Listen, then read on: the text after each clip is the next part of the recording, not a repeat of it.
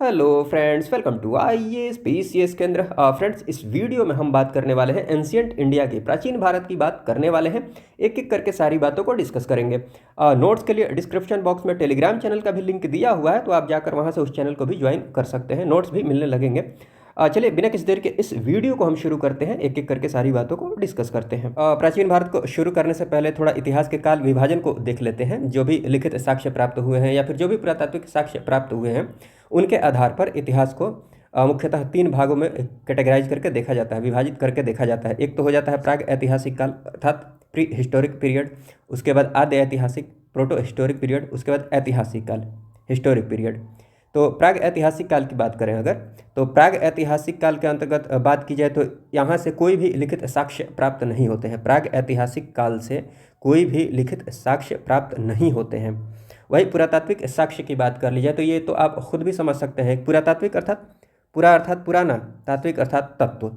जो भी पुराने तत्व होते हैं वो खुदाई से, उत्खनन से वो तो मिलेंगे ही, हर काल से मिल जाएंगे। मिट्टी के बर्तन हो गए, सिक्के हो गए, ठीक है, मिट्टी की मूर्तियाँ हो गई, ये सारी चीज़ें उत्खनन से मिल ही सकती हैं। तो पुरातात्विक साक्ष्य की बात कर ली जाए तो ये आप देख पाएंगे कि हर काल में ये पुरातात्विक साक्ष्य मिलेंगे। ठीक है, तो इसमें समझने वाली कोई बात विशेष है नहीं, ये आप ध्यान रख सकते हैं। आपको ध्यान क्या रखना है कि लिखित साक्ष्य प्राक ऐतिहासिक काल से कोई भी लिखित साक्ष्य प्राप्त नहीं होता है। ठीक है, और पुरातात्विक साक्ष्य की बात कर ली जाए तो ये तो मिलेंगे ही मिलेंगे। ठीक है, तो ये हुई प्राग ऐतिहासिक काल की बात। यहाँ पर आपको क्या ध्यान रखना है कि यहाँ से कोई भी लिखित साक्ष्य प्राप्त नहीं होता है। एग्जाम्पल के रूप में आप ध्यान रख सकते हैं, जैसे कि पाषाणकालीन जो सभ्यता है, पाषाणकालीन सभ्यता जो है ये प्राग ऐतिहासिक काल के अंतर्गत आ जाएगी। ये बात आप ध्यान रख लीजिएगा। अभी हम देखने वाले हैं इसको अच्छे से, पाषाणकालीन सभ्यता को। जो भी एग्जाम पर्सपेक्टिव से इंपॉर्टेंट बातें होंगी पाषाणकालीन सभ्यता के अंतर्गत, उनको हम इसमें देखने वाले हैं। और उसके बाद आद्य ऐतिहासिक काल की बात कर ली जाए तो यहाँ से लिखित साक्ष्य तो प्राप्त होते हैं, लिखित साक्ष्य प्राप्त होते हैं, लेकिन दिक्कत की बात ये है कि जो भी लिखित साक्ष्य प्राप्त हुए हैं उनकी जो लिपि है वो पढ़ी नहीं जा सकी है, अभी तक पढ़ी नहीं जा सकी है। अर्थात वो जो लिपि है वो अपठनीय रही है। एग्जाम्पल के रूप में आपको जैसे पता है कि सिंधु घाटी सभ्यता जो है उसकी लिपि क्या है, भाव चित्रात्मक है। ठीक है, यहाँ आप ध्यान रख लीजिएगा कि लिखित साक्ष्य प्राप्त तो हुए हैं आद्य ऐतिहासिक काल से, बट दिक्कत की बात यह है कि वो अभी तक पढ़ी नहीं जा सकी है, अभी भी पढ़ी नहीं जा सकी, अपठनीय है। ठीक है, पुरातात्विक साक्ष्य की बात कर ली जाए तो ये तो आपको ध्यान रहेगा ही, पुरातात्विक साक्ष्य तो हर काल से आपको मिलेंगे। ठीक है, एग्जाम्पल के रूप में आप ध्यान रख लीजिएगा कि सिंधु घाटी सभ्यता की अगर बात कर ली जाए तो ये आद्य ऐतिहासिक काल के अंतर्गत आती है, सिंधु घाटी सभ्यता। ठीक है, उसके बाद ऐतिहासिक काल की बात कर ली जाए तो यहाँ से लिखित साक्ष्य भी प्राप्त होते हैं एंड पुरातात्विक साक्ष्य भी प्राप्त होते हैं। और इसकी बात कर ली जाए, ऐतिहासिक काल की बात कर ली जाए तो इसकी शुरुआत हो जाती है लगभग 6ठी शताब्दी ईसा पूर्व से। मगध साम्राज्य का जो उत्कर्ष होता है वहाँ से ऐतिहासिक काल की शुरुआत हो जाती है। तो ये सारी बातें आप ध्यान रख लीजिएगा। और उसके बाद चलिए प्राचीन काल के अंतर्गत हम सबसे पहले प्राग ऐतिहासिक काल में पाषाण काल को देखते हैं। देखिए, पाषाणकालीन सभ्यता की बात की जाए तो पढ़ने के लिए तो इसमें बहुत सारी चीज़ें हैं, लेकिन एग्ज़ाम को ध्यान में रखते हुए एग्ज़ाम पर्सपेक्टिव से मैंने उन्हीं बातों को इसमें कवर किया है जो एग्ज़ाम पर्सपेक्टिव से बहुत इंपॉर्टेंट है। मतलब इतनी बातें अगर आप ध्यान में रखते हैं तो आपका काम हो जाएगा, बहुत ज़्यादा टेंशन लेने की ज़रूरत नहीं है। तो पाषाणकालीन सभ्यता की अगर बात करें तो सबसे पहले भारत में पाषाणकालीन सभ्यता की जो खोज की जाती है वो किनके द्वारा की जाती है, ये की जाती है 1863 ईस्वी में रॉबर्ट ब्रूस फुट के द्वारा। रॉबर्ट ब्रूस फुट के द्वारा। ठीक है, तो ये बात आप ध्यान रख सकते हैं। चलिए एक एक करके हम सारी बातों को देखते हैं। पाषाणकालीन सभ्यता की अगर बात कर ली जाए तो पाषाणकालीन सभ्यता को मुख्यतः तीन भागों में विभाजित करके देखा जाता है। एक तो हो जाता है पूरा पाषाण काल, एक हो जाता है नव पाषाण काल, उसके बाद मध्य पाषाण काल, और उसके बाद में आप देखिएगा कि पत्थर के बाद तांबे की खोज हो जाती है, जिसके बाद पत्थर और तांबा का प्रयोग शुरू हो जाता है, जिस काल को हम किस नाम से जानते हैं, ताम्र पाषाण काल के नाम से जानते हैं। चलिए एक एक करके देखते हैं। सबसे पहले बात करते हैं पूरा पाषाण काल की। देखिए, टाइम पीरियड को ध्यान रखना इतना ज़रूरी नहीं है एग्जाम पर्सपेक्टिव से। और टाइम पीरियड की बात करें तो अलग अलग इतिहासकारों ने अलग अलग टाइम पीरियड को माना है, मतलब एक फिक्स टाइम पीरियड नहीं है। हाँ, मोटा मोटी बस आप इसका टाइम पीरियड ध्यान रख लीजिए। मध्य में जो है मध्य पाषाण काल का, ये लगभग है आपको 1200 ईसा पूर्व से लेकर 1200 ईसा पूर्व से लेकर आपको हो जाएगा 10,000 ईसा पूर्व तक। ठीक है, तो अगर ये ध्यान रखते हैं तो इसके पहले वाला टाइम पीरियड इसका हो जाएगा, पूरा पाषाण काल का हो जाएगा, और मध्य पाषाण के बाद वाला का टाइम पीरियड मतलब 10,000 के बाद वाला ये हो जाएगा नव पाषाण काल। कहने का मतलब ये है कि अगर आपको टाइम पीरियड ध्यान ही रखना है तो मोटा मोटी आप इसको ध्यान रख लीजिए, मध्य पाषाण काल को। बाकी टाइम पीरियड बहुत इंपॉर्टेंट नहीं है। चलिए, जो बात इंपॉर्टेंट है उनको हम देख लेते हैं। तो सबसे पहले हम बात करते हैं पूरा पाषाण काल की। पूरा पाषाण काल की बात कर ली जाए तो देखिए, अभी मैंने आपको बताया है, और ये नाम से ही आपको पता चल रहा होगा, पाषाण अर्थात पत्थर, काल अर्थात समय, पत्थर का काल। शुरू में जो मनुष्य थे वो अपना जीवन शिकार करके व्यतीत कर रहे थे, क्योंकि खेती की शुरुआत नहीं हुई थी, खाद्यान्न उत्पादन नहीं कर पा रहे थे, तो अपना जीवन कैसे यापन करते थे?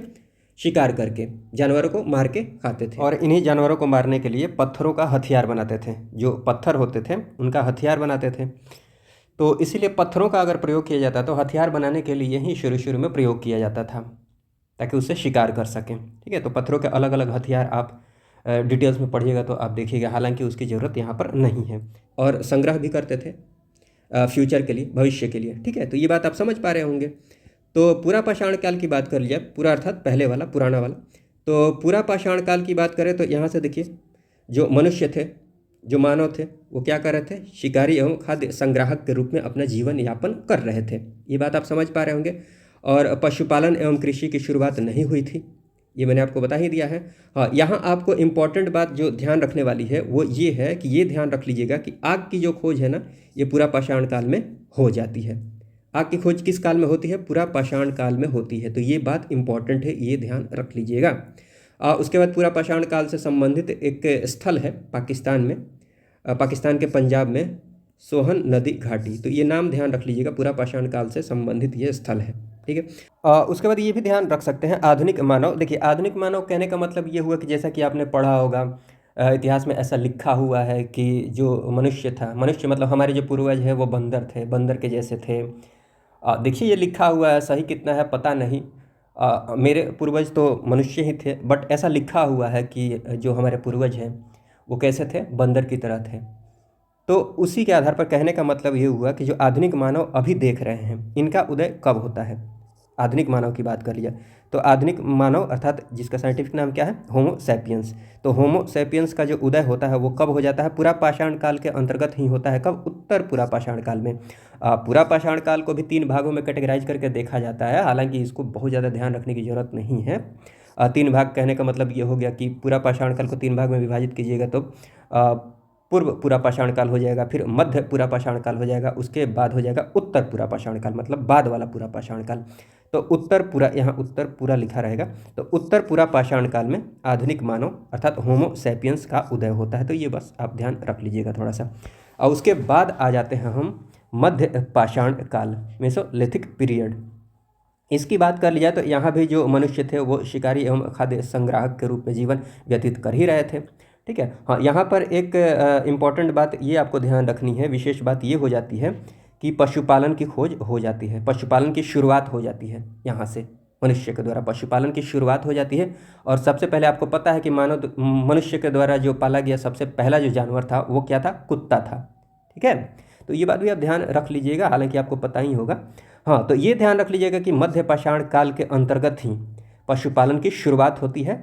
और पशुपालन के जो साक्ष्य प्राप्त होते हैं मध्य पाषाण काल से, वो कहाँ से होते हैं? आदमगढ़, जो कि कहाँ पर है? मध्य प्रदेश में है। ये इंपॉर्टेंट बात है, ध्यान रख लीजिएगा। आदमगढ़ से पशुपालन के साक्ष्य प्राप्त होते हैं। ठीक है, जो कि है कहाँ पर? मध्य प्रदेश में है। ऐसे ही एक और जगह आप ध्यान रख सकते हैं, बागोर, ये राजस्थान में है। उसके बाद मानव अस्थि पंजर की बात कर ली जाए तो सबसे पहले इसी काल से आपको मिलेंगे मानव के अस्थि पंजर। उसके बाद हाँ, ये बात भी आप ध्यान रख सकते हैं, हड्डी एवं सिंग से निर्मित उपकरण। हड्डी से एवं सिंग से बनाए गए जो उपकरण प्राप्त होते हैं वो कहाँ से प्राप्त होते हैं? मैदहा। मैदहा जरूर ध्यान रख लीजिएगा, हालांकि सराय नहर राय दमदमा भी है, ये उत्तर प्रदेश में तीनों जगह हैं, लेकिन मैदहा जरूर ध्यान रख लीजिएगा। और ये मैदहा किससे संबंधित है? मध्य पाषाण काल से संबंधित है, जहाँ से हड्डी एवं सिंग से निर्मित उपकरण मिलते हैं। ठीक है, उसके बाद आ जाते हैं नवपाषाण काल। नवपाषाण काल बहुत इंपॉर्टेंट है। नवपाषाण काल के अंतर्गत जो विशेष बात ध्यान देने वाली है वो ये है कि यहाँ से खेती की शुरुआत हो जाती है, खाद्यान्न उत्पादन की शुरुआत हो जाती है। कृषि की शुरुआत हो जा रही है। और इसी के अंतर्गत आप देखिएगा कि चावल का जो प्राचीनतम साक्ष्य प्राप्त होता है वो कहाँ से हुआ है? लहुरा देव से, उत्तर प्रदेश के लहुरा देव से। और ये लगभग 9000 ईसा पूर्व से लेकर 7000 ईसा पूर्व के मध्य, ठीक है, चावल का उत्पादन यहाँ पर हुआ होगा, ऐसा साक्ष्य प्राप्त हुआ है। टाइम पीरियड आपको ध्यान नहीं रखना है, यहाँ पर आपको एक बात समझानी है, इसलिए मैंने ये टाइम पीरियड बताया है। उसके बाद आप देखिएगा कि जो गेहूं का प्राचीनतम साक्ष्य प्राप्त होता है ये होता है पाकिस्तान के मेहरगढ़ से। इंपॉर्टेंट है, ध्यान रखिएगा, पाकिस्तान के मेहरगढ़ से लगभग 7000 ईसा पूर्व, ठीक है, 7000 ईसा पूर्व में यहाँ गेहूँ का उत्पादन हुआ होगा। उसके बाद देखिएगा चावल का जो दूसरा प्राचीनतम साक्ष्य प्राप्त हुआ है ये कहाँ से हुआ है? उत्तर प्रदेश के ही कोल्डिहवा से, उत्तर प्रदेश के कोल्डिहवा से लगभग 6500 ईसा पूर्व, 6500 ईसा पूर्व में यहाँ चावल का उत्पादन हुआ होगा, ऐसा साक्ष्य प्राप्त हुआ है, ठीक है। अब यहाँ पर देखिएगा मैं आपको क्या समझाने जा रहा हूँ। यहाँ पर समझना आपको ये है कि सबसे पहले आप यहाँ से देख रहे होंगे कि सबसे पहले चावल का जो प्राचीनतम साक्ष्य प्राप्त हुआ है ये कहाँ से हुआ है? लहुरा देव से हुआ है। उसके बाद देखिएगा 7000 ईसा पूर्व में मेहरगढ़ से हुआ है। आपको टाइम पीरियड नहीं ध्यान रखना है, ठीक है, बस यहाँ पर थोड़ा सा सुन लीजिए। उसके बाद आप देखिएगा दूसरा जो प्राचीनतम साक्ष्य प्राप्त हुआ है ये हुआ है कोल्डिहवा से 6500 ईसा पूर्व में। अब आपको ये ध्यान रखना है कि अगर क्वेश्चन में ये पूछ लिया जाए कि कृषि का प्राचीनतम साक्ष्य कहाँ से प्राप्त हुआ है, तो कृषि की अगर बात कर ली जाए तो जो चावल का प्राचीनतम साक्ष्य है वही ना कृषि का प्राचीनतम साक्ष्य हो जाएगा। तो अगर क्वेश्चन में पूछा जाता है कि कृषि का प्राचीनतम साक्ष्य कहाँ से प्राप्त हुआ है तो आंसर क्या हो जाएगा? लहुरा देव, क्योंकि लहुरा देव से ही सबसे पहले चावल के प्राचीनतम साक्ष्य मिले हैं, ठीक है, तो ये आप ध्यान रख लीजिएगा। उसके बाद अगर बात कर ली जाए क्वेश्चन में, मान लीजिए लहुरा देव ऑप्शन में नहीं रहता है, ऑप्शन में ज़्यादातर ये रहता है मेहरगढ़, कृषि का अगर प्राचीनतम साक्ष्य पूछेगा तो ज़्यादातर ऑप्शन में ये रहता है, ठीक है, ये रेयरली रहता है। तो मेहरगढ़ ऑप्शन में होगा तो आप टिक क्या मारेंगे? मेहरगढ़ मारेंगे। मतलब सबसे पहले अगर बात कर ली जाए तो प्रायोरिटी की बात करें तो लहुरा देव को दीजिएगा, उसके बाद अगर बात करी जाए तो मेहरगढ़ को दीजिएगा, उसके बाद कोल्डिहवा को, ठीक, ये बात आप समझ पा रहे होंगे। हाँ, कृषि का अगर पूछता है, चावल का अगर पूछता है तो लहुरा देव दिया है तो लहुरा देव मारिएगा, कोल्डिहवा दिया है तो कोल्डिहवा मारिएगा। और कृषि का पूछता है तो ऑप्शन में अगर तीनों दिया है तो सबसे पहले प्रायोरिटी इसको दीजिएगा, लहुरा देव को। और अगर ऑप्शन में लहुरा देव नहीं दिया हुआ है तो मेहरगढ़ मारिएगा, मेहरगढ़ अगर ऑप्शन में दिया होगा तो, और मेहरगढ़ भी नहीं दिया होगा तो कोल्डिहवा दिया होगा तो कोल्डिहवा को टिक मार दीजिएगा। आप समझ पा रहे होंगे मेरी बातों को। तो चावल का दूसरा जो प्राचीनतम साक्ष्य मिला है ये कहाँ से मिला है? कोल्डिहवा। और देखिएगा कि चावल से संबंधित अगर क्वेश्चन पूछा जाएगा ना आपको 99% क्वेश्चन ऑप्शन में यही रहेगा, कोल्डिहवा ही रहेगा, ये नहीं ही रहता है। खैर, आप ये सारी बातें आप समझ पाए होंगे। चलिए आगे बढ़ते हैं। और उसके बाद ये ध्यान रख सकते हैं कि मानव के साथ कुत्ते को दफनाया गया है, मानव के साथ कुत्ते का कंकाल मिला है, ये कहाँ से आपको मिला है? इसके जो साक्ष्य प्राप्त हुए हैं ये हुए हैं जम्मू एंड कश्मीर के बुर्ज होम से। और उसी के साथ ये ध्यान रख लीजिएगा, ये बहुत इंपॉर्टेंट है, ये गर्त आवास, मतलब ज़मीन के अंदर गड्ढा खोदकर अंदर बनाया गया घर, इसका साक्ष्य कहाँ से प्राप्त हुआ है? बुर्ज होम से, जम्मू एंड कश्मीर के बुर्ज होम से गर्त आवास का साक्ष्य प्राप्त हुआ है। तो ये बात भी आप जरूर ध्यान रख लीजिएगा। और नवपाषाण काल से ही मिट्टी के बर्तन के भी साक्ष्य मिले हैं, मिट्टी के बर्तन यहाँ से मिले हैं, तो ये बात भी आप ध्यान रख लीजिएगा। और उसके बाद ताम्र पाषाण काल की बात कर ली जाए तो देखिए इसमें बहुत ज़्यादा बातें नहीं हैं, ये आपको नाम से ही पता चल रहा होगा, ताम्र अर्थात तांबा, पाषाण अर्थात पत्थर, यहाँ से तांबा एवं पत्थर के प्रयोग की शुरुआत हो जाती है। मतलब कहने का ये हुआ कि यहाँ से देखिएगा कि मनुष्य को, मानव को तांबे की जानकारी हो जाती है, तांबे की खोज हो जाती है, ऐसे समझ सकते हैं। तो मानव के द्वारा सबसे पहले प्रयोग किया गया जो धातु है वो क्या है? तांबा है। ये इंपॉर्टेंट बात है, ये ध्यान रख लीजिएगा। मनुष्य के द्वारा प्रयुक्त प्रथम धातु क्या है? तांबा है। और ताम्र पाषाणकालीन सभ्यता से संबंधित कुछ एक स्थल है बिहार में, ये आप ध्यान रख सकते हैं, चिरांद है, चेचर है। बाकी ये ध्यान रख लीजिएगा, तांबा जो है ये मानव द्वारा प्रयुक्त प्रथम धातु है। इंपॉर्टेंट बात है, ध्यान रख लीजिएगा। उसके बाद कुछ एक फैक्चुअल बातें हैं, इनको आप ध्यान रख सकते हैं। जैसे प्राग ऐतिहासिक काल की बात कर लीजिए, प्राग ऐतिहासिक काल के अंतर्गत ही पूरा पाषाण काल के आप देखिएगा कि जो अभी मैंने आपको बताया है ना कि जो मनुष्य थे पहले के वो शिकार करते थे, तो शिकार करता हुआ चित्र आप देखेंगे। तो ये सारे जो चित्र हैं ये आपको यहाँ पर दिख जाएंगे। भीमबेटका की जो गुफाएं हैं, ठीक है, यहाँ पर मध्य प्रदेश में, यहाँ पर पत्थरों पर ये चित्रकारी देखने को मिलेंगी। तो प्राग ऐतिहासिक शैल चित्रकला की बात कर ली जाए, पत्थरों पर जो चित्रकला बनाई गई है, इसका सबसे बेहतरीन जो एग्जाम्पल है ये कौन सा है? भीमबेटका है। तो ये बात आप ध्यान रख लीजिएगा। सबसे पहले इसकी जो खोज की गई थी ये आप ध्यान रख लीजिएगा, VS वाकंकर, तो ध्यान रख सकते हैं आप। उसके बाद बात करें तो भारत के अंदर, भारत में मानव का जो सबसे पहला साक्ष्य प्राप्त होता है, जहाँ से मनुष्य पाए गए, इसका जो साक्ष्य मिला है वो कहाँ पर आए थे सबसे पहले? मनुष्य के पाए जाने का साक्ष्य कहाँ से मिला है? नर्मदा घाटी। नर्मदा घाटी, तो ये बात आप ध्यान रख लीजिएगा। उसके बाद हाँ, वैश्विक स्तर पर अगर बात कर ली जाए तो मनुष्य के द्वारा प्रयोग किया गया सबसे पहला जो अनाज था वो क्या था? जौ था। और ये बात आप ध्यान रख सकते हैं कि भारतीय पुरातत्व का जो जनक है वो किनको माना जाता है? अलेक्जेंडर कनिंघम को। तो ये बात आप ध्यान रख लीजिएगा, भारतीय पुरातत्व के जनक अलेक्जेंडर कनिंघम। और इसी के साथ एक और बात आप ध्यान रख लीजिएगा कि इतिहास के जो जनक हैं, इतिहास के जनक, ये किसको बोला जाता है? हेरोडोटस। ठीक है, तो ये सारी बातें हैं, आप ध्यान रख लीजिएगा। इसके बाद अगर बात करें तो इसके बाद आ जाते हैं हम सिंधु घाटी सभ्यता पर। तो सिंधु घाटी सभ्यता के अंतर्गत बहुत सारी बातें हैं और इम्पॉर्टेंट भी है, अच्छे से इसको देखेंगे। देखिए काफ़ी अच्छे से मैंने यहाँ पर कवर किया है, आपको पढ़ने समझने में आसानी होगी, रिवीजन करने में भी आसानी होगी।